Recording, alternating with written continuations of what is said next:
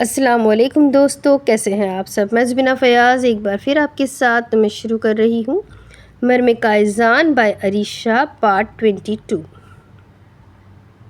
کائزان، میں نے نہ سوچا ہے کہ ہم ڈبلو کا نام بدل دے۔ آپ جو مرضی بولو، میں نے اس کا نام بدلنا ہے۔ وہ بیڈ پر بیٹھا نہ جانے کیا کر رہا تھا جب وہ واش روم سے چینج کرتے ہوئے اس کے ساتھ لیٹ کر بولی تھی۔ وہ کافی تھک چکی تھی۔ مطلب کہ تم اس کا نام ہی بدل دینا چاہتی ہو؟ اس کے بھیگے بالوں میں انگلیاں پھیرتا وہ اس کے ساتھ ہی لیٹ گیا تھا۔ ہاں نا، میں اس کا نام بغیرہ رکھوں گی۔ بغیرہ؟ یہ کیسا نام ہے؟ وہ اس کے عجیب و غریب نام پر پوچھنے لگا۔ ارے بغیرہ چیتا ہوتا ہے نا، لیکن وہ کالا ہوتا ہے، لیکن ہمارا والا جو چیتا ہے نا وہ سفید ہے، کیونکہ اس نے نا کریم میں لگا لگا کر اپنے آپ کو چٹا گورا کر لیا ہے۔ لیکن وہ ہے تو بغیرہ ہی نا، اس لیے میں اس کو بغیرہ کہوں گی۔ اچھا یہ نا میرا نام؟ اچھا ہے نا میرا نام؟ وہ دانت دکھاتے ہوئے بولی تھی۔ ہاں بہت اچھا ہے، تم جو مرضی بلاؤ، دل چاہے تو بغیرہ کہو، دل چاہے تو ڈبلیو کہو۔ وہ اس کے چہرے کو تھوڑی سی پکڑ کر سامنے کرتا اس کے لبوں پر جھکنے لگا تھا۔ یہ آپ کیا کر رہے ہیں؟ وہ اس کے ماتھے پر ہاتھ رکھتی اسے پیچھے کرتے ہوئے پوچھنے لگی۔ اپنے بچے کے ساتھ وقت گزار لیا نا تم نے، اب میری باری ہے، میں اپنے حصے کا پیار لے رہا ہوں۔ اس کا ہاتھ اپنے ماتھے سے ہٹاتے ہوئے وہ اپنے لبوں کو اس کے لبوں پر رکھ چکا تھا۔ ارے میری بات بھی تو سنے، وہ فاصلہ بناتے ہوئے بولی۔ اس وقت میں کچھ سننا نہیں چاہتا، تمہیں محسوس کرنا چاہتا ہوں۔ وہ اس کے لبوں کو قید کر چکا تھا۔ وہ خاموشی سے اس کی قربت میں پگھلنے لگی تھی۔ السلام علیکم، اس نے فون کان سے لگاتے ہوئے کہا تھا۔ یہ نمبر کس کا تھا؟ اسے بالکل بھی اندازہ نہیں تھا۔ وعلیکم السلام، اب مرم کے شوہر بات کر رہے ہیں نا؟ دوسری طرف سے ایک لڑکی کی آواز سنائی دی تھی۔ اس نے پھر سے نمبر کو دیکھا۔ وہ اس نمبر کو نہیں پہچانتا تھا۔ کوئی لڑکی اس سے بات کر رہی تھی اور وہ لڑکی مرم کو جانتی تھی۔ وہ اچھا خاصا کنفیوز ہو کر رہ گیا تھا۔ اس کے نمبر پر کون فون کر سکتا تھا جو مرم کو بھی جانتا ہو؟ وہ الجھ گیا تھا۔ جی ہاں میں بات کر رہا ہوں، آپ کون ہیں؟ اس نے پریشانی سے پوچھا تھا۔ اس کے ذہن میں کئی سارے خیال ایک ساتھ آئے تھے۔ میں توشیبہ ہوں۔ توشیبہ وہ نرس، جب آپ کا وہ ایکسیڈنٹ ہوا تھا تب مجھے آپ کے لیے اپوائنٹ کیا گیا تھا۔ آپ کے لیے ہسپتال میں نرس چینج کی گئی تھی، چینج کر کے مجھے رکھا گیا تھا۔ وہ تفصیل سے بتا رہی تھی۔ اوہ ہاں بالکل، آپ یاد ہے مجھے، اس نے مسکرا کر کہا تھا۔ یہی تو وہ لڑکی تھی جو مرم کو اپنے بھائی کے لیے پسند آ گئی تھی۔ شکر ہے، مجھے لگا کہ میں آپ کو یاد ہی نہیں ہوں گی۔ مرم نے مجھے فون نمبر دیا تھا، اور وہ بھی آپ کے بھائی سے زبردستی لے کر۔ وہ تو کمینہ نمبر دے ہی نہیں رہا تھا، میرا مطلب ہے آپ کا چھوٹا بھائی نمبر دے ہی نہیں رہا تھا، لیکن مرم نے زبردستی مجھے نمبر لے کر دے دیا تھا۔ تو مجھے مرم سے بات کرنی ہے، آپ میری بات کروا سکتے ہیں؟ اس سے کتنے دن ہو گئے میں نے اپنی دوست سے بات ہی نہیں کی۔ مجھے پتہ چل گیا تھا نا کہ آپ لوگ ہنی مون پر گئے ہیں۔ وہ مرم جس دن یہاں سے جا رہی تھی نا، اسی دن مجھے بتا کر گئی تھی کہ آپ لوگ تقریباً 15-20 دن کے بعد واپس آئیں گے، تو میں نے سوچا کہ میں تبھی فون کر لوں گی۔ وہ کیا ہے نا، ہسبینڈ وائف کو ڈسٹرب کرنا مجھے بالکل بھی پسند نہیں ہے، میں ان معاملوں میں نا بہت احتیاط کرتی ہوں۔ اچھا تھوڑی نہ لگتا ہے کہ ہسبینڈ وائف رومانس کر رہے ہوں اور کوئی تیسرا بندہ آ کر کباب میں ہڈی بنے۔ وہ لڑکی بولے جا رہی تھی۔ کائزان نے تھوڑی ہی دیر میں اندازہ لگا لیا تھا کہ مرم کی طرح وہ بھی بہت زیادہ باتیں کرتی ہے۔ جی میں ابھی آپ سے مرم کی بات کرواتا ہوں، وہ جان چھڑانے والے انداز میں کہتا تیزی سے اندر گیا اور فون مرم کے حوالے کر دیا تھا جو ابھی فریش ہو کر نکلی تھی۔ تمہاری وہ نرس سہیلی تم سے بات کرنا چاہتی ہے جسے ہسپتال میں میرے لیے چینج کر کے رکھا گیا تھا۔ اس نے یاد کروایا تھا، جبکہ مرم کی تو آنکھیں چمک اٹھی تھیں، یعنی توشیبہ کا فون تھا، اس کی ہونے والی بھابھی کا۔ ہیلو توشیبہ، کیسی ہو تم؟ میں نے تمہیں بہت مس کیا، اب جا کر فون کیا ہے تم نے؟ اتنے دنوں کے بعد، اتنے دن سے میرا نمبر ہے تمہارے پاس؟ وہ فون اٹھاتے ہی شکایت نامہ کھولنے لگی، جبکہ کائزان کمرے سے باہر نکل گیا تھا۔ ارے یار کیا بتاؤں، میں اپنی جاب میں بہت زیادہ بزی ہو گئی تھی، مجھے نا تم سے کچھ بہت ضروری بات کرنی تھی، اس لیے میں نے تمہیں فون کیا ہے۔ اچھا مطلب تم نے مجھے اپنی کسی ضروری بات کے لیے فون کیا ہے، اس لیے نہیں کیونکہ تم مجھے مس کر رہی تھی؟ مرم نے برا منایا تھا۔ ارے نہیں نہیں میری جان، ایسی بات نہیں ہے، لیکن ضروری بات بھی کرنی تھی اور تم سے بہت ساری باتیں بھی کرنی تھی۔ کیا تم مجھے بتا سکتی ہو، اگر میں غلط نہیں ہوں تو تمہارا بھائی پولیس میں ہے نا؟ اس نے سب سے پہلا سوال ہی یاور کے بارے میں کیا تھا۔ وہ یاور کے بارے میں کیوں پوچھ رہی تھی؟ وہ کنفیوز ہوئی، لیکن اسے خوشی ہو رہی تھی کہ وہ یاور کے بارے میں بات کر رہی تھی۔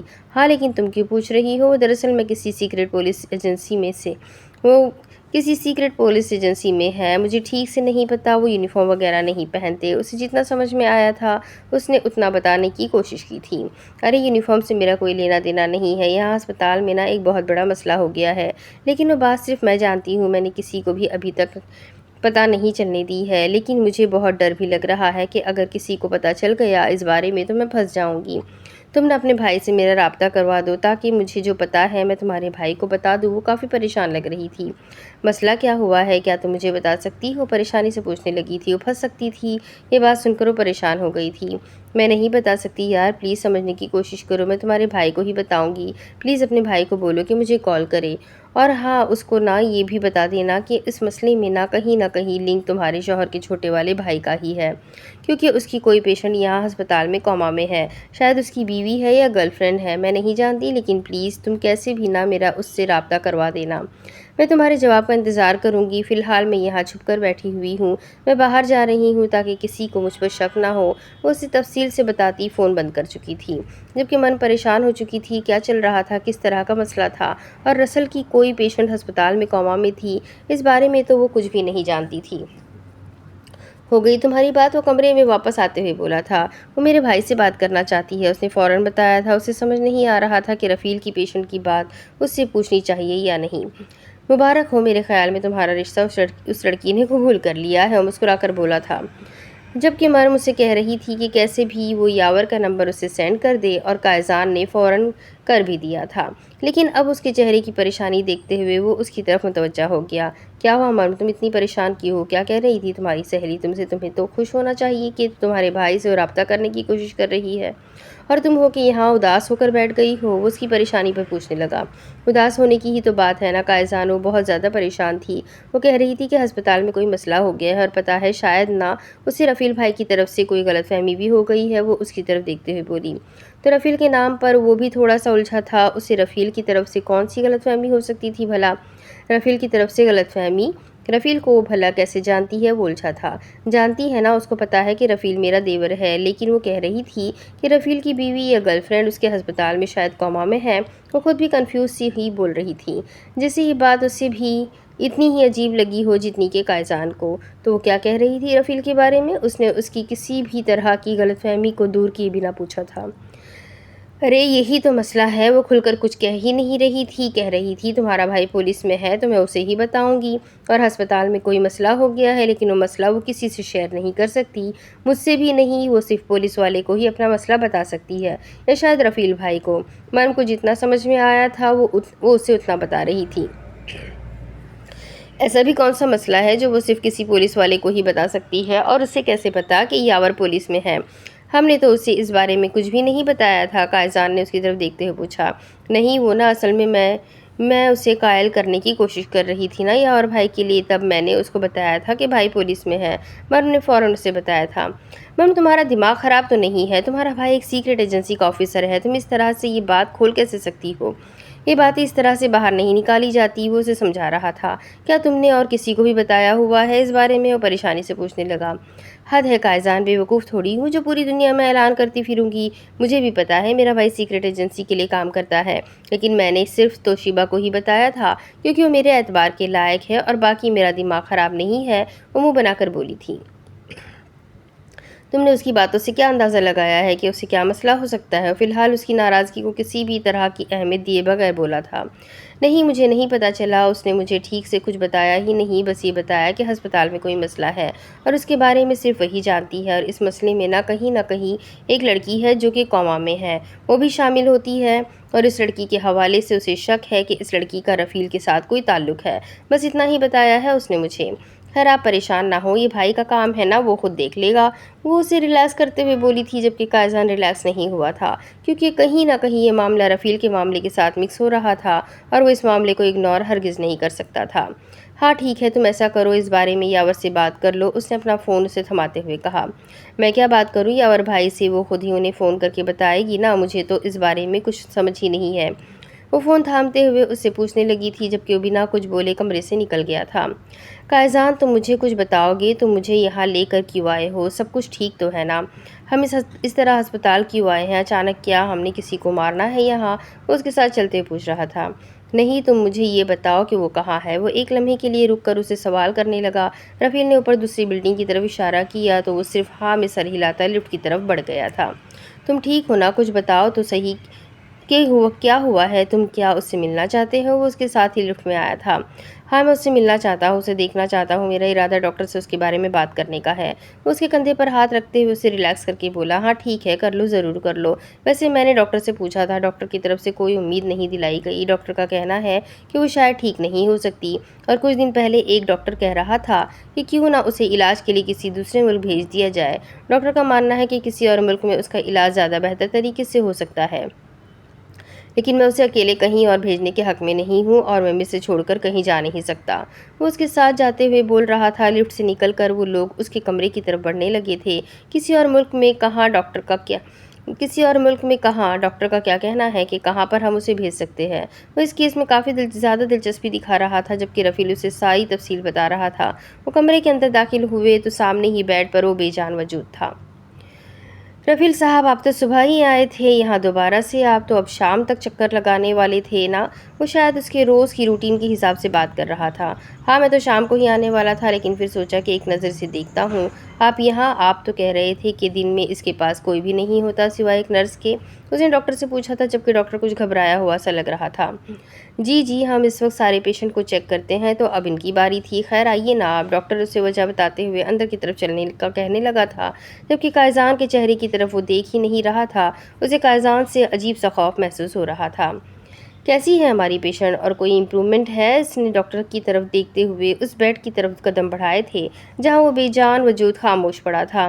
جی، میں نے بتا دیا تھا رفیل صاحب کو کہ کوئی امید نہ رکھیں، ہماری اتنی کوشش کے باوجود بھی کسی طرح کی کوئی امپرومنٹ نہیں دکھا رہی ہے۔ میرے خیال سے ان کا دل کام کرنا چھوڑ رہا ہے، ان کے اندر جینے کی خواہش ہی نہیں ہے۔ آسان لفظوں میں اگر سمجھایا جائے تو ایسے پیشنٹ کوما کی حالت میں ہی موت کی نظر ہو جاتے ہیں۔ ہم نے انہیں سجیسٹ کیا تھا کہ وہ انہیں کسی دوسرے ملک لے کر چلیں، اور پھر میں خود ایک بہت اچھے ڈاکٹر کو جانتا ہوں جس کا تعلق ملیشیا سے ہے، لیکن وہ ڈاکٹر آگے پیچھے کہیں علاج نہیں کرتے۔ ان سے علاج کروانے کے لیے ہمیں پیشنٹ کو ہی ان کے پاس لے کر جانا پڑے گا۔ میں رفیل صاحب کو کہہ رہا تھا کہ وہ اپنے پیشنٹ کو ملیشیا لے جائے۔ ہمارے ہسپتال میں 3 اور پیشنٹ بھی اسی حالت میں ہیں، مطلب کوما کی حالت میں۔ کافی عرصے سے کوما میں ہونے کی وجہ سے ان کی بھی زندگی کی طرف واپس لوٹ آنے کی امید ختم ہوتی جا رہی ہے، تو ان کا علاج ہی ملیشیا میں ہی کیا جائے گا۔ لیکن رفیل صاحب فی الحال کوئی جواب نہیں دے رہے۔ اگر آپ لوگوں کی اجازت ہو تو ہم انہیں ملیشیا لے جا کر وہاں ان کا بہتر علاج کر سکتے ہیں، اور ہمیں یقین ہے کہ وہاں ان کی زندگی کی طرف لوٹ آنے کی چانسز بھی بڑھ جائیں گے۔ ڈاکٹر اسے تفصیل بتا رہا تھا، جبکہ وہ رفیل کو وہیں اس لڑکی کے پاس چھوڑتے ہوئے خود باہر نکل آیا تھا۔ اس کی پیشنٹ تو ویسی ہی حالت میں تھی جیسی وہ 4 سال سے تھی۔ تو توشیبا کیوں کہہ رہی تھی کہ وہ کچھ ایسا جانتی ہے جس کا تعلق رفیل کی پیشنٹ سے ہے؟ وہ پریشان سے واپس لفٹ کی طرف جا رہا تھا۔ جیسے ہی وہ لفٹ سے باہر نکلا، اس کا سب سے پہلا دھیان ہی توشیبا کی طرف گیا تھا، جو وہیں پر اپنے کام میں مصروف تھی۔ وہ بھی اسے دیکھ چکی تھی۔ اس نے اسے لفٹ کی طرف آنے کا اشارہ کیا۔ وہ خود لفٹ کے اندر چلا گیا تھا، جبکہ توشیبا بھی آگے پیچھے ہر طرف دیکھتے ہوئے اس کے پاس لفٹ کے اندر آ گئی تھی۔ لفٹ کے اندر کیمرہ لگا ہے، جیجو دھیان سے رہیے گا، وہ اپنا چہرہ دوسری طرف کیے بولی تھی، جبکہ قائزان نے بنا کچھ کہے صرف ہاں میں سر ہلایا تھا۔ وہ دونوں ایک ساتھ ہی لفٹ سے باہر نکلے تھے جب اس نے آگے سے تیسرے کمرے کے اندر جانے کے لیے اسے اشارہ کیا تھا، اور خود وہ آگے بڑھ گئی تھی۔ وہ تیزی سے قدم اٹھاتا اس تیسرے کمرے کے اندر آ گیا تھا جہاں پر صرف دوائیاں وغیرہ ہی رکھی گئی تھی۔ وہ وہیں رک کر اس کا انتظار کرنے لگا تھا۔ آخر توشیبا کیا جانتی تھی، اور اگر وہ کچھ جانتی تھی تو اس کا تعلق رفیل کی پیشنٹ سے کیوں تھا؟ اسے پرواہ نہ تھی کہ آخر ہسپتال میں کیا مسئلہ ہے یا پھر ہسپتال میں کیا ہونے والا ہے۔ اسے پرواہ یہ تھی کہ اگر رفیل کی پیشنٹ کا اس چیز سے کوئی لینا دینا ہوا تو رفیل پریشان ہو سکتا تھا۔ رفیل کی خوشی کی آخری وجہ یہ لڑکی تھی جو اس وقت دنیا جہاں سے بے خبر تھی۔ وہ اس لڑکی پر کسی طرح کا کوئی رسک لے ہی نہیں سکتا تھا۔ توشیبا جیسے ہی اندر آئی، وہ اسے بولنے کا اشارہ کر چکا تھا، جبکہ وہ بیٹھتی ہوئی تھوڑی ریلیکس ہوئی تھی۔ پھر اس نے ہر طرف دیکھا اور پھر اس نے اپنی بات شروع کی تھی۔ ڈاکٹر جھوٹ بول رہا ہے، بکواس کر رہا ہے، اس نے بس اتنا ہی کہا تھا، جبکہ وہ اسے مزید بولنے کا اشارہ کرتا سامنے والی کرسی پر بیٹھا تھا۔ آپ کی جو پیشنٹ ہے نا، اس کے ٹھیک ہونے کے 80% چانسز ہے۔ وہ حد سے زیادہ رسپانس کر رہی ہے، حد سے زیادہ کبھی بھی اسے ہوش آ سکتا ہے، وہ کبھی بھی ٹھیک ہو سکتی ہے۔ لیکن یہ ڈاکٹر جھوٹ بول رہے ہیں کیونکہ ان کے پاس ملیشیا بھیجنے کے لیے پیشنٹ نہیں ہے۔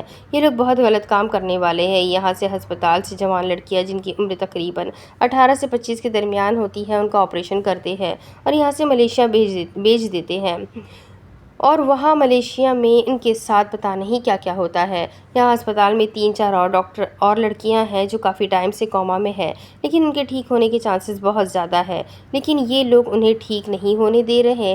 یہ پیشنٹ کو ایسی دوائیاں دیتے ہیں جو کوما میں جاتے ہی پیشنٹ رسپانس کرنا چھوڑ دیتا ہے۔ پتہ نہیں وہ آدمی کیا کہہ رہا تھا، مجھے ٹھیک سے اس کی بات سمجھ نہیں آئی، لیکن وہ کہہ رہا تھا کہ 4 لڑکیاں زیادہ مال لے کر جائیں گی، 3 لڑکیوں سے کوئی فائدہ نہیں ہوگا، وہ کروڑوں اربوں کا فائدہ چاہتے ہیں۔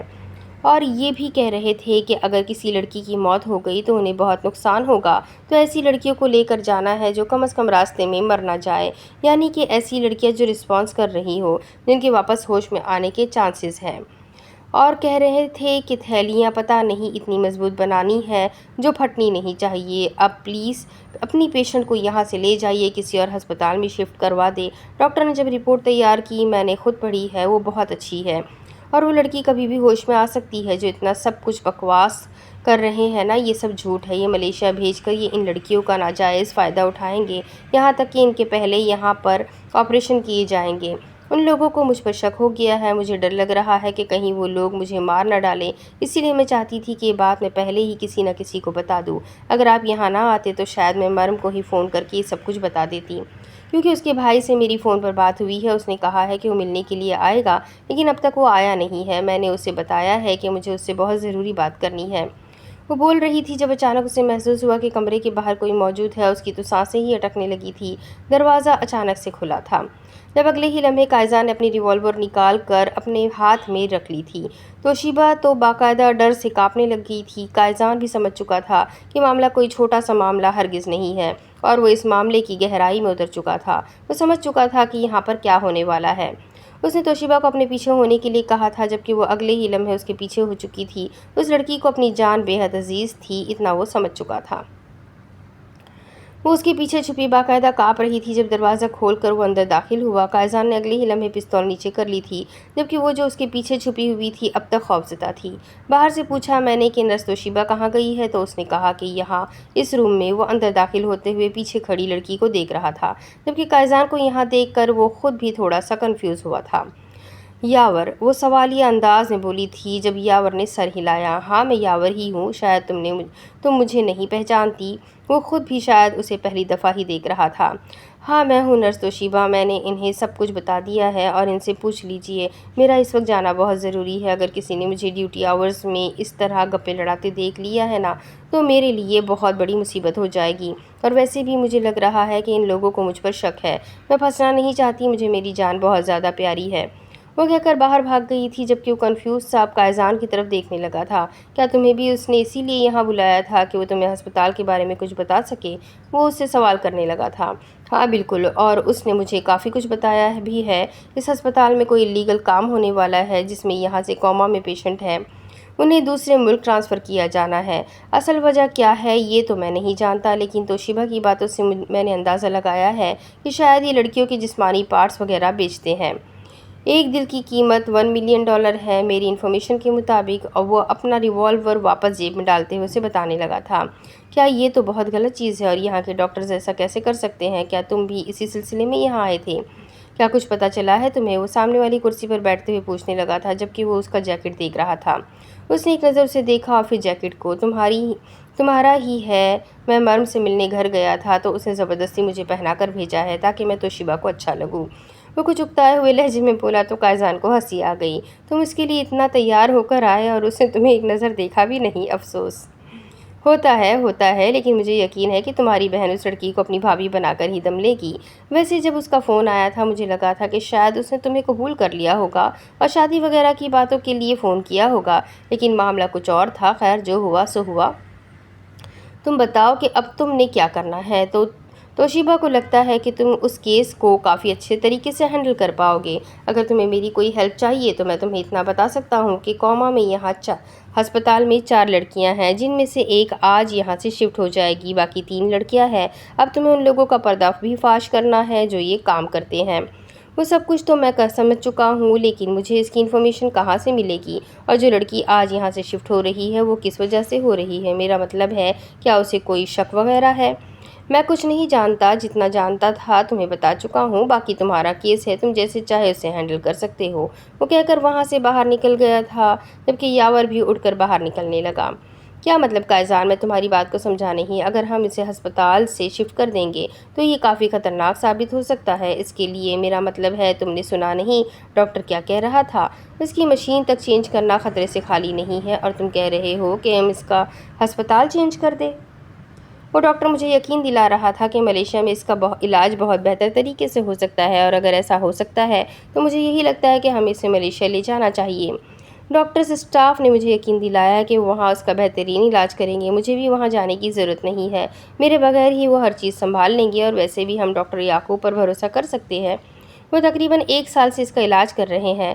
میں کہہ رہا ہوں کہ ہم اسے اس ہسپتال سے ٹرانسفر کر رہے ہیں۔ میں چاہتا ہوں کہ ہم اسے کسی اور ہسپتال میں شفٹ کر دیں۔ بس بات ختم، تم پیپرز بنواؤ، ٹھیک ہے؟ وہ اس کا کندھا تھپتھپاتے ہوئے وہاں سے نکل چکا تھا، جبکہ رفیل پریشان ہو گیا تھا۔ اسے قائزان کی کوئی بات سمجھ نہیں آ رہی تھی، لیکن اگر قائزان کہہ رہا تھا تو اس کا مطلب صاف تھا کہ اسے قائزان کی بات ماننی تھی۔ آپ ایسا سوچ بھی کیسے سکتے ہیں رفیل صاحب؟ ہم کہہ چکے ہیں کہ آپ کی پیشنٹ کو پہلے ہی جان کا خطرہ ہے، اور آپ اتنا بڑا رسک لے رہے ہیں، انہیں یہاں سے شفٹ کرنے کے بارے میں سوچ رہے ہیں۔ اس وقت مصر میں اس ہسپتال سے بہتر کون سا ہسپتال ملے گا؟ آپ کو بس مجھے اس بات کا جواب دیجیے، آپ اپنی پیشنٹ کی زندگی پر اتنا بڑا رسک لینے کے بارے میں سوچ بھی کیسے سکتے ہیں؟ آپ کو سمجھ میں نہیں آ رہا ان کی کنڈیشن کیا ہے؟ اگر ہم نے مشینری آف کر دی نا تو ان کی جان بھی جا سکتی ہے، اور آپ نے اتنا بڑا فیصلہ کر لیا۔ پچھلے 4 سال سے اس ہسپتال میں ان کا علاج چل رہا ہے۔ ہم دن رات ایک کر رہے ہیں ان کے لیے، اور آپ یوں اچانک فیصلہ کر کے آتے ہیں، اور اگر بعد میں پیشنٹ کو کچھ ہو جاتا ہے تو سارا بلیم آپ ہسپتال اور ڈاکٹرز پر ڈال دیں گے۔ ڈاکٹر یعقوب تو بوکھلا کر رہ گیا تھا جب نصیر اندر داخل ہوا۔ کیا ہوا ڈاکٹر، خیریت تو ہے نا؟ وہ سائیڈ والی کرسی پر بیٹھتا ہوا رفیل کو دیکھ رہا تھا، جو کافی پریشان لگ رہا تھا۔ اپنے دوست کو سمجھائیے ڈاکٹر نصیر، وہ اس ہسپتال سے اپنی پیشنٹ کو شفٹ کرنے کی بات کر رہے ہیں۔ یہ کتنا خطرناک ہو سکتا ہے انہیں اندازہ بھی نہیں ہے۔ ممکن ہے کہ جیسے ہم مشینری آف کریں وہ زندگی سے رخ پھیر لیں۔ اتنا بڑا رسک نہیں لے سکتے ہم ان کی زندگی پر، وہ بہت پریشانی سے اسے سمجھا رہا تھا۔ رفیل ایسا کیا ہو گیا جو تم انہیں شفٹ کرنا چاہتے ہو؟ میرا مطلب ہے بھابھی کو یہیں پر رہنے دو نا یار، میں ہوں نا یہاں ان کا خیال رکھنے کے لیے۔ تم اس طرح اچانک انہیں شفٹ کرنے کے بارے میں کیوں سوچ رہے ہو؟ کیا تمہیں کوئی مسئلہ ہے؟ نصیر خود بھی پریشان سا اس سے پوچھنے لگا تھا جب اس نے نصیر کو باہر آنے کا اشارہ کیا تھا، اور وہ خود اس بات کو ٹال کر اس کے کمرے سے باہر نکل آیا۔ نصیر اس کے پیچھے ہی آ گیا تھا۔ کیا بات ہے رفیل، تم اتنے پریشان کیوں ہو یار؟ مجھے بتاؤ کیا مسئلہ ہوا ہے؟ اس طرح اچانک تم بھابھی کو یہاں سے شفٹ کیوں کرنا چاہتے ہو، جبکہ تم جانتے ہو کہ یہاں تمہارے اعتبار کے لوگ ہیں، یہاں میں ہوں جو بھابھی کی دیکھ بھال کر سکتا ہوں، لیکن تم اس طرح سے اچانک سے فیصلہ کرو گے تو تمہارے لیے مسئلہ بن جائے گا، اور بھابھی کی حالت کیسی ہے یہ تو تم جانتے ہی ہو نا۔ یار مجھے کچھ نہیں پتا، بس قائزان کا حکم ہے کہ جلد سے جلد انشراح کو اس ہسپتال سے شفٹ کر رہا ہے، وجہ میں نہیں جانتا۔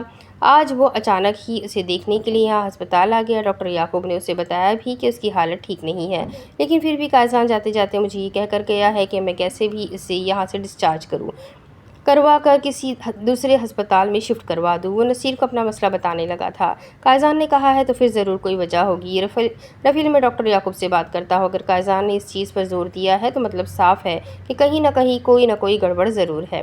باقی تمہیں پریشان ہونے کی ضرورت نہیں، تم فی الحال گھر جاؤ، میں تمہیں فون پر ساری ڈیٹیل بتا دوں گا۔ میں بھی ڈاکٹر یعقوب سے اس بارے میں بات کرتا ہوں، اسے ریلیکس کرتے ہوئے بولا تھا، جبکہ وہ صرف ہاں میں سر ہلا کر وہاں سے نکل آیا تھا۔ وہ گھر پہنچا تو مرم وہاں باہر ہی اسے ڈبلیو کے ساتھ ہنستی کھیلتی نظر آئی تھی۔ وہ مسکراتے ہوئے اس کی طرف بڑھنے لگا۔ یہ کیا چل رہا ہے یہاں؟ وہ جو اس کے سامنے پالتی مارے بیٹھی اس کے ناخن دیکھ رہی تھی، وہ کنفیوز سا اس کے پاس آ گیا۔ وہ میڈم بغیرہ کے ناخن چیک کر رہی تھی، کتنے لمبے اور نوکدار ہیں، میں سوچ رہی تھی میں کاٹ دوں ان کو۔ وہ اس کی طرف دیکھتے ہوئے بولی تو قائزہ نے نفی میں سر ہلایا۔ ہرگز نہیں، اگر اس کے ناخن کاٹ دو گی تو یہ اپنے شکار کو کس طرح سے ہینڈل کرے گا؟ اگر اس کے ناخن عام انسانوں کے جیسے ہو گئے تو اس میں اور انسان میں فرق کیا رہے گا؟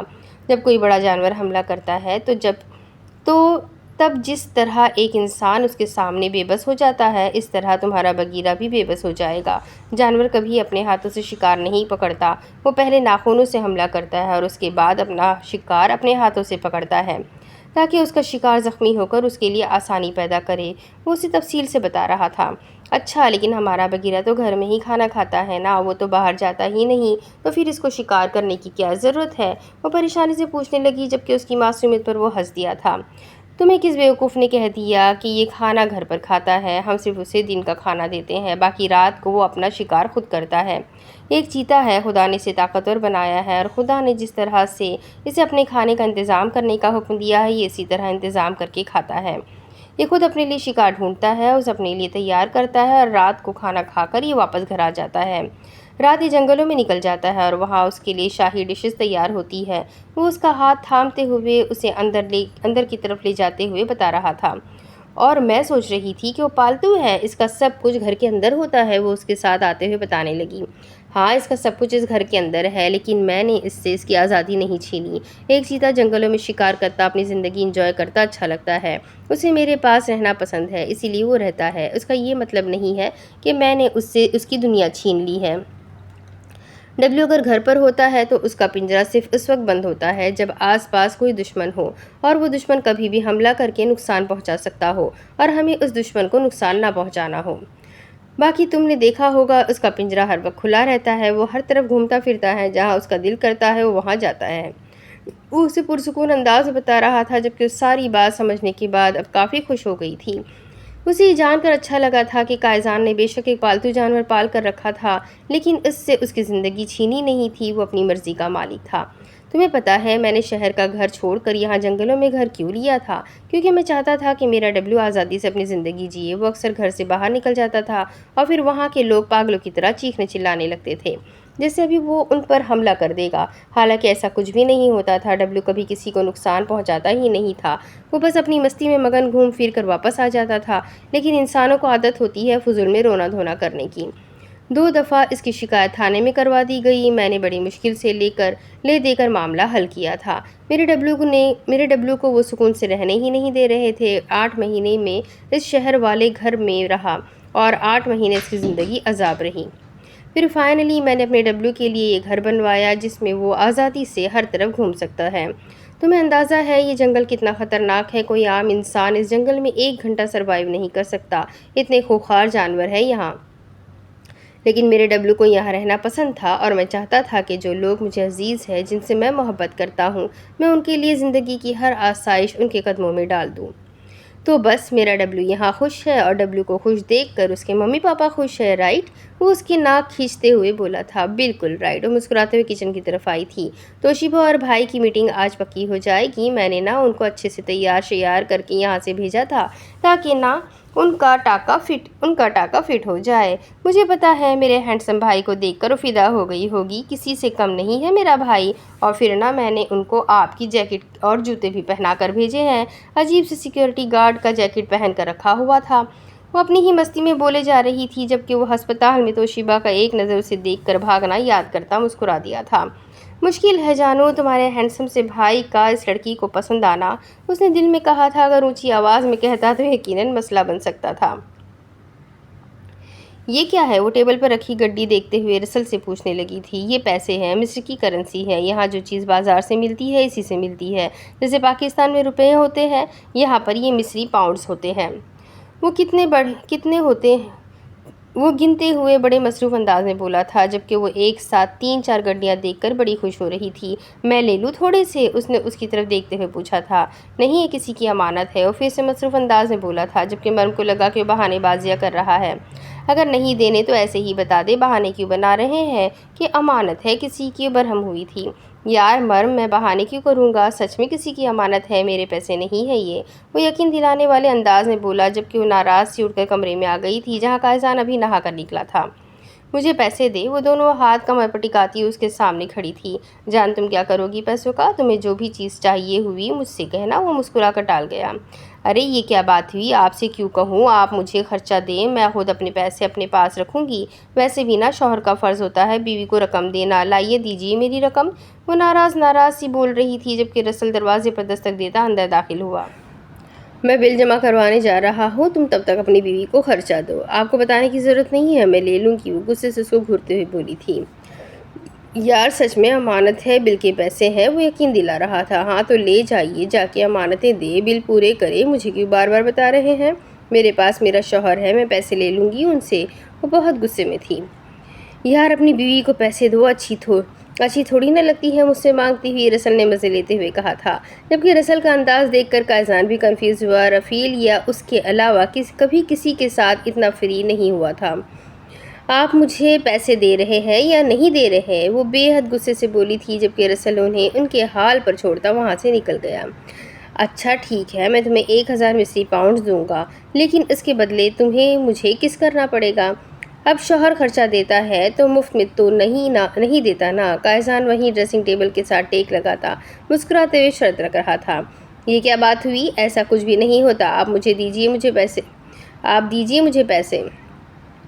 وہ انکار کرتے ہوئے بولی تھی، جب قائزان نے اپنی جیب سے 1000 مصری کرنسی نکال کر اس کے سامنے رکھی۔ اگر تم چاہو تو یہ بھی جیت سکتی ہو، اس نے 2000 مصری پاؤنڈ دکھاتے ہوئے اس سے کہا تھا۔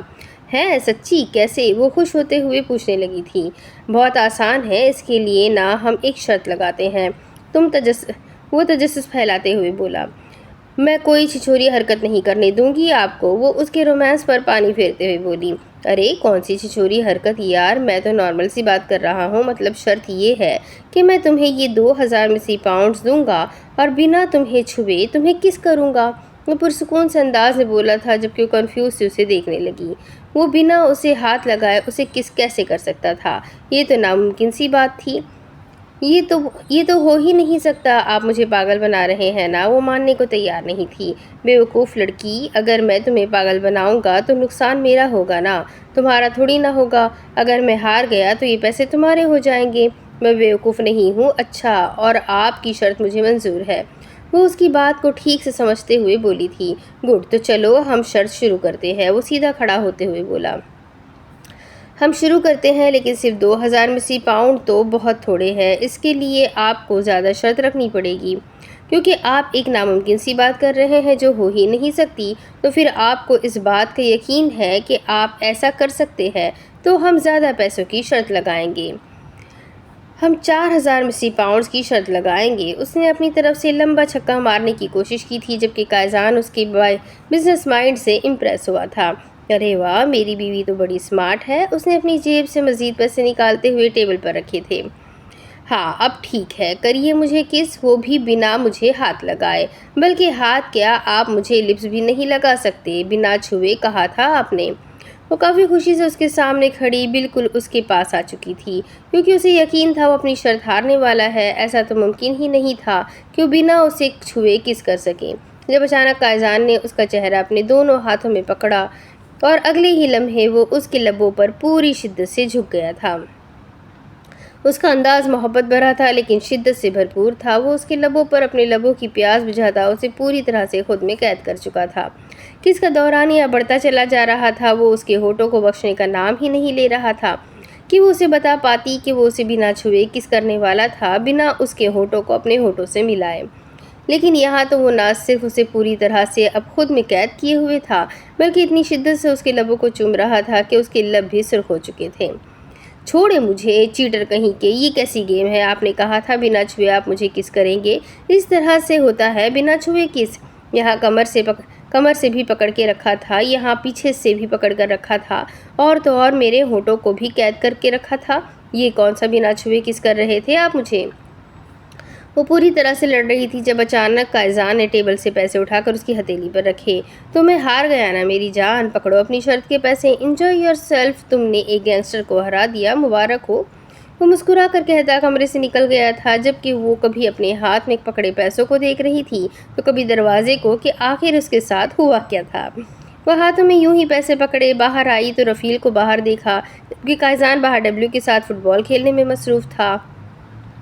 آپ کب آئے اور آپ صبح سے کدھر غائب تھے؟ وہ اس کے پاس کھڑے ہوتے ہوئے پوچھنے لگی۔ کہیں نہیں، بس ایک کام کے لیے گیا تھا۔ تم سناؤ، بڑے پیسے ہیں تمہارے پاس؟ اس کے ہاتھ میں نوٹ دیکھتے ہوئے بولا۔ ہاں، شرط جیتی ہے میں نے۔ ویسے آپ میرے ساتھ شرط لگائیں گے؟ یہ پیسے آپ کے بھی ہو سکتے ہیں۔ اس نے ان نوٹوں میں سے آدھے نوٹ نکال کر اسے دکھائے تھے۔ ہاں کیوں نہیں یار، پیسوں کے لیے کون انکار کرتا ہے؟ بتاؤ مجھے کیا کرنا ہوگا؟ شرط یہ ہوگی کہ میں آپ کو بنا چھوئے یعنی کہ بنا ہاتھ لگائے زور کی چٹکی کاٹوں گی۔ اگر میں نہیں کاٹ پائی تو یہ پیسے آپ کے، اور اگر میں نے کاٹ لیا تو آپ مجھے اتنے پیسے دے دیجیے گا۔ پاگل سمجھا ہوا ہے مجھے؟ ایسا ممکن ہی نہیں ہے، بنا چھوئے تم کیسے مجھے چٹکی کاٹو گی؟ کیا ہوا؟ کیا ہوا سے ہاتھ آئیں گے مجھے چٹکی کاٹنے کے لیے؟ وہ کنفیوز ہوتا اسے پوچھنے لگا تھا۔ وہ گھر واپس آیا تو قائزان کو مصروف دیکھ کر وہ سیدھا اندر ہی آ گیا تھا۔ ابھی تک اس نے قائزان کو انشراح کے بارے میں کچھ بھی نہیں بتایا تھا۔ ہاں تو وہی تو ناممکن سی بات ہے نا، اسی لیے تو کہہ رہی ہوں کہ شرط لگا لے۔ اتنے پیسے جیت سکتے ہیں آپ؟ وہ اسے پھر سے پیسے دکھاتے ہوئے بولی تھی، جبکہ اس کا یہ کھیل اسے کافی انٹرسٹنگ لگا تھا۔ منظور ہے، پیسے میرے ہاتھ میں ہوں گے، یہ نہ ہو کہ تم بعد میں چیٹنگ کر جاؤ۔ وہ اپنا ہاتھ آگے کرتے ہوئے بولا تو مرم نے فوراً اس کے ہاتھ پر پیسے رکھے تھے، جبکہ وہ اپنا ہاتھ مکہ بنا کر اس کے سامنے کر چکا تھا۔ ہاں ٹھیک ہے، اب نہ میں آپ کو بنا چھوئے بنا ہاتھ لگائے زور کی چٹکی کاٹوں گی، وہ اسے تیار کرتے ہوئے بولی تو اس نے مصروف ہاں میں سر ہلا کر اس کی طرف دیکھا تھا، جس نے اگلے ہی لمحے اس کے ہاتھ پر اپنے ہاتھ سے زوردار قسم کی چٹکی کاٹی تھی، جس پر وہ بلبلا اٹھا تھا۔ فضول لڑکی، یہ کیا کیا تم نے؟ اس طرح سے شرط لگائی تھی تم نے؟ ہاتھ لگا کر مجھے چٹکی کاٹی ہے، دیکھو یہاں پر تم نے زخم کر دیا ہے۔ اللہ جی، نیل ڈل گیا۔ اللہ توبہ، کتنی ظالم لڑکی ہو تم، وہ اپنے ہاتھ کو مسلتے ہوئے کہنے لگا تھا، جبکہ وہ اس کی حالت کے بڑے مزے لے رہی تھی۔ تم یہ شرط ہار چکی ہو، میں خود اپنی آنکھوں سے ہاتھوں سے چٹکی کاٹے دیکھا ہے، تم نے مجھے بنا چھوئے کاٹا تھا، وہ جیسے اسے بتا رہا تھا۔ ہاں تو میں نے کب بولا کہ میں جیت گئی؟ میں ہار گئی، آپ یہ پیسے اپنے پاس رکھے، خدا حافظ۔ وہ مزے سے کہتی نیچے کی طرف بھاگ گئی تھی، جبکہ وہ اسے دیکھتا رہ گیا اور پھر اپنے ہاتھ کو مسلنے لگا جہاں سچ مچ میں وہ لڑکی نیل ڈال گئی تھی، لیکن کوئی نہ، اسے چھوٹے سے نیل سے اسے اچھا خاصا فائدہ ہو چکا تھا۔ میں نے آپ والا گیم ابھی رفیل بھائی کے ساتھ کھیلا، ان کو زور کی چٹکی کاٹ کے اور پیسے دے کے آ گئی، میں نے بولا میں ہار گئی اور وہ جیت گئے، بڑا مزہ آیا، وہ تو اتنا بلبلا رہے تھے۔ وہ وہاں آتے ہوئے اسے بتانے لگی تھی، جبکہ اس کی اس حرکت پر وہ مسکراتے ہوئے ڈبلیو کو اس کے حوالے کرتا خود اندر چلا گیا تھا، کیونکہ ان دونوں کے مصروف ہونے کے بعد ہی وہ رفیل سے پوچھ سکتا تھا انشراح کے بارے میں۔ ہاں بتاؤ مجھے، کیا بنا؟ تم نے شفٹنگ کروا دی ہسپتال سے؟ اندر داخل ہوتے ہوئے اسے سوال کرنے لگا تھا، جبکہ وہ بھی پوری طرح اس کی طرف متوجہ ہو گیا۔ ڈاکٹر نے کہا ہے کہ مشینری اتارنے سے بھی اس کی جان جا سکتی ہے، اس لیے وہ کوئی رسک نہیں لے سکتے، لیکن میں نے نصیر سے کہا ہے کہ تم نے ایسا کرنے کے لیے کہا ہے تو وہ کہہ رہا تھا کہ وہ کچھ بھی کر کے کروا دے گا۔ ڈاکٹر یعقوب کی اجازت کے بنا ہم اسے کہیں بھی شفٹ نہیں کر سکتے، اسی تفصیل بتانے لگا تھا۔ میرا کسی ڈاکٹر یعقوب سے کوئی لینا دینا نہیں ہے، اسے کیسے بھی سمجھاؤ اور اسے اس ہسپتال سے شفٹ کرنے کے لیے میں نے کہا تھا۔ تم یہاں کیوں آ گئے؟ وہ بے حد غصے سے بولا تھا۔ قائزان کیا ہو گیا ہے یار، ریلیکس ہو جاؤ، نصیر ہمارے اعتبار کا آدمی ہے، اور ویسے بھی اس طرح سے اچانک کیوں شفٹنگ کرنی، کچھ سمجھ نہیں آ رہا مجھے۔ مصر کے سب سے بہترین ہسپتال میں اس کا علاج ہو رہا ہے، تو ہم اسے کسی اور ہسپتال میں شفٹ کرنے کے بارے میں سوچ ہی کیوں رہے ہیں؟ وہ اپنی کنفیوژن اس سے شیئر کرنے لگا تھا۔ کیونکہ یہ میں کہہ رہا ہوں، تمہیں مجھ سے سوال جواب کرنے کی اجازت نہیں ہے رفیل، تمہیں بس یہ پتہ ہونا چاہیے کہ یہ میرا حکم ہے اور تم نے اسے پورا کرنا ہے۔ وہ اتنے غصے سے بولا تھا کہ اس کی آواز باہر تک گئی تھی۔ ٹھیک ہے قائزان، پلیز ریلیکس ہو جاؤ، تم جیسا کہو گے ویسا ہی ہوگا۔ کچھ نہیں ہوگا، تم اتنا زیادہ ہائپر کیوں ہو رہے ہو؟ مجھے کچھ بتاؤ گے تو ہی میں سمجھوں گا نا۔ اس کی جان کو خطرہ ہے وہاں رفیل، میں تمہیں کسی طرح کی ٹینشن نہیں دینا چاہتا تھا، لیکن تم خود جاننا چاہتے ہو تو ٹھیک ہے سنو۔ اس کی جان کو خطرہ ہے، ڈاکٹر یعقوب ان سب چیزوں میں کہیں نہ کہیں شامل ہے، وہ انشراح کا علاج نہیں کر رہا بلکہ اسے مزید بیمار کرنے کی کوشش کر رہا ہے۔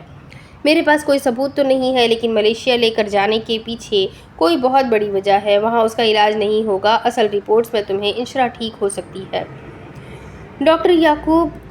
لیکن ڈاکٹر یعقوب جو رپورٹس تمہیں دکھا رہا ہے اس میں اس کے ٹھیک ہونے کے چانسز کہیں ہے ہی نہیں جب تک وہ ملیشیا نہ چلی جائے، اور ملیشیا لے کر جاتے ہوئے وہ فیمیلز کی ڈیمانڈ نہیں کر رہے کیونکہ وہ سمجھ چکے ہیں کہ تم میں سے چھوڑ کر نہیں جا سکتے۔ باقی جو 3 لڑکیوں کو وہ یہاں سے لے جانے کی بات کر رہے ہیں ان کے ورثہ ہے ہی نہیں۔ میں نے ہر چیز چیک کی ہے، 3 لڑکیوں میں سے 2 لڑکیاں لاپتہ ہو کر اس ہسپتال میں تقریباً 3 سے 4 مہینے سے زیر علاج ہے، جبکہ ایک لڑکی پچھلے 2 سال سے یہاں ہسپتال میں ہے، لیکن اس کی فیملی پچھلے 6 مہینے سے اسے دیکھنے کے لیے نہیں آ رہی۔ اس کا ہسپتال کا خرچہ بھی اب مصر کی گورنمنٹ لے رہی ہے۔ اس ہسپتال میں بہت سارے ایسے پیشنٹ ہیں جن کا خرچہ مصر کی گورنمنٹ اٹھا رہی ہے کیونکہ ان کا آگے پیچھے کوئی نہیں ہے، اور یاد رکھنا ان میں سے ہزاروں لوگ روز مرتے ہیں جن کی کوئی پوچھ تاچھ نہیں ہوتی، اور ڈاکٹرز کا کہنا ہے کہ ان کے بچنے کے بھی کوئی چانسز نہیں ہے کیونکہ یہ ڈاکٹرز خود انہیں مزید بیمار کرنے کی میڈیسن دے رہے ہیں، وہ ان کا علاج نہیں کر رہے ہیں بلکہ وہ انہیں موت کے اور قریب لے کر جا رہے ہیں۔ وہ لوگ انہیں صرف اتنی ہی سانسیں دیں گے جتنی انہیں ملیشیا تک پہنچانے میں کام آئیں گی۔ وہ بولتا چلا جا رہا تھا جبکہ رفیل حیرانگی سے اسے سن رہا تھا۔ اس کی آنکھ کھلی تو توشیبا اسے سامنے صوفے پر بیٹھی نظر آئی تھی۔ دوسری طرف اس نے غور سے دیکھا تو وہ صوفے پر بیٹھی سو رہی تھی۔ اس کے لبوں پر مسکراہٹ بکھر گئی تھی۔ یہ اچھا موقع تھا اپنے ہاتھ پیروں کو موو کر کے یہ دیکھنے کا کہ وہ چلنے پھرنے کے قابل ہے یا نہیں۔ اس نے آہستہ سے اپنے دونوں ہاتھوں کی مدد سے اپنے پیروں کو پکڑا تھا اور اپنے ہاتھ موو کر پا رہی تھی۔ یہ اس کے لیے بہت خوشی کی بات تھی۔ اس نے آہستہ سے زمین پر پیر رکھتے ہوئے بیڈ کی مدد سے اٹھنا چاہا تو اسے اپنے پیروں میں لرزش محسوس ہوئی۔ اس کے پیر بری طرح سے کانپ رہے تھے، لیکن یہ ہمت ہارنے کا وقت تھوڑی تھا۔ اس وقت ہی تو وہ چل پھر سکتی تھی، وہ دیکھ سکتی تھی کہ وہ کچھ کرنے کے قابل ہے یا نہیں۔